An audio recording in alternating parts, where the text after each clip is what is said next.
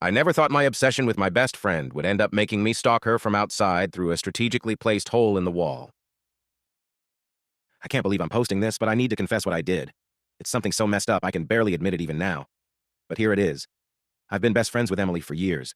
We've always been close, and for the longest time I convinced myself that my feelings for her were just normal friendship. But deep down, I knew they were more. Over time, I became obsessed. I wanted to know everything about her, what she did when we weren't together, who she was talking to, where she went. It started out innocent, just little things. Showing up uninvited, texting her all the time, but it spiraled out of control. The real turning point came when Emily moved into her own apartment.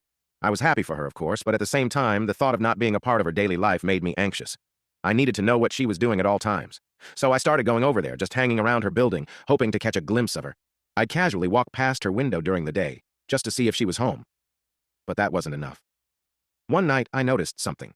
Her apartment's window was slightly open, and the curtain was drawn back just enough that I could see into her living room from outside. I don't know what came over me, but I knew what I had to do. I strategically placed a hole in the building's wall, right under the window, just big enough to peek through.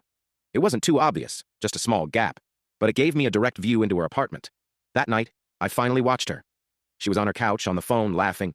Then she got up and went into her bedroom, and I followed her movements through the hole. I did this night after night, feeling this sick thrill every time I saw her. It wasn't just watching anymore, it was an obsession. Eventually, Emily caught on.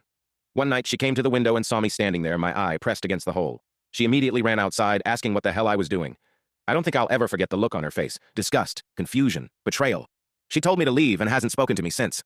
I can't undo what I've done. I ruined everything, and I'll never be able to fix it. I crossed a line I can never uncross.